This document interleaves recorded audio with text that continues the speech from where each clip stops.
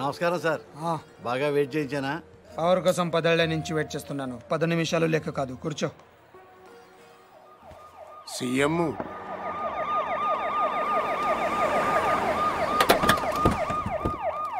ఈసారి కూడా ఈయనే వస్తాడంటున్నారు.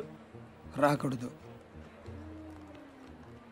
పదవి లేని పొలిటీషియన్ అంటే మొగడలోని ఆడదానితో సమానం ఫరూక్. జీ. ప్రతివాడు ఈలేసిస్తాడు. జీ. వాల్యూ ఉండదు. చివరికి నీలాంటి వాళ్ళు కూడా వెయిట్ చేయిస్తారు. అయ్యో అది కాదు సార్. ఎగ్జాంపుల్కి చెప్తున్నాను. ఈసారి మనం కొట్టాలి ఫరూక్, లేకపోతే లాభం లేదు. ఆల్రెడీ పేపర్ వాళ్ళు మర్చిపోయారు. జనం కూడా మర్చిపోతే కష్టం. మీరు అలా అనకండి సార్. ఓటుకు వేయించుకుందాం, చాలకపోతే ఫుల్ బాటిల్ కూడా ఇద్దాం. పుల్లగా తాగి పడుకుంటారు. ఓటు వేయడానికి ఎవడు రాడు. మరీ మంచిది, మనమే హ్యాపీగా రిగ్గింగ్ చేసుకుందాం. ప్రతిపక్షంలో ఉన్న మనమే రెగించేస్తే పవర్లో ఉన్నాడు వాడంతా చేయగలడు బాజీరెడ్డి. పోనండి వేసేద్దామా? అలా చేస్తే వాడి పుట్టి పట్టుకుని వాళ్ళ వేడ సీఎం అవుతుంది. మరేం చేయాలి? నన్ను చంపాలి. ఓ కుర్రాడు 10th ఫెయిల్ ఇంటికి వచ్చాడు అనుకో, అందరూ వాడిని తిడతారు. అదే వాడు రిజల్ట్స్ చూసుకోగానే దారిలో ఏనుతులను దుక్కి జనం బయటికి లాగి ఇంటికి తెచ్చారనుకో, అందరూ వాళ్ళని ఓదారుస్తారు. ఫస్ట్ కేసులో పరీక్ష తప్పాడిని వాడి మీద కోపం ఉంటుంది. సెకండ్ కేసులో చచ్చి బతికాడిని సానుభూతి ఉంటుంది. నాకు అది కావాలి, సానుభూతి. అందుకే నా మీద హత్యా ప్రయత్నం జరగాలి, కానీ నేను బతకాలి. ఫరూక్, రేపు 10వ తారీఖున మన పార్టీ ఎన్నికల ప్రచారం ప్రారంభమవుతుంది. అదే రోజున నా మీద అటెంప్ట్ జరగాలి.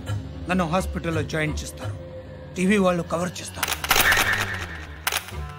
అదే చూసి నా అభిమానులు 2-3 కిరోసిన్తో కాల్చుకుని చేస్తారు. మిగతా ప్రచారం అంతా హాస్పిటల్ నుంచే చేస్తాను. స్ట్రెచర్ మీద పట్టుకొని ఇంటర్వ్యూ ఇస్తాను. వీల్ చైర్లో వెళ్ళి ఓటేస్తాను. బ్రహ్మాండంగా ఉందన్న. Wheel chair to CM chair. దీనికి బాగా ఖర్చు అవుతుంది సార్. ఎందుకు?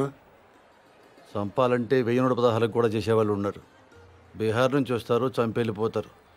కానీ మీరు బతకాలంటే మాత్రం ప్రొఫెషనల్ కావాలి సార్. ఎంత ఖర్చైనా పర్లేదు, అలాంటి వాళ్ళని తెప్పించు. ఎక్కడి నుంచో తెప్పించక్కర్లేదు సార్, ఇక్కడే ఉన్నాడు. అవునన్నా, హైదరాబాద్ బాగా డెవలప్ అయింది. ఏం కావాలన్నా ఇక్కడే దొరుకుతుంది. ఇంతకి ఎవడాడు?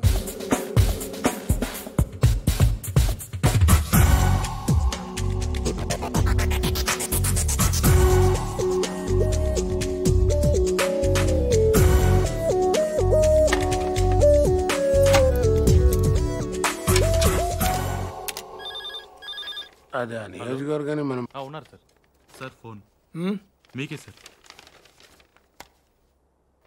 హలో, ఎవరు?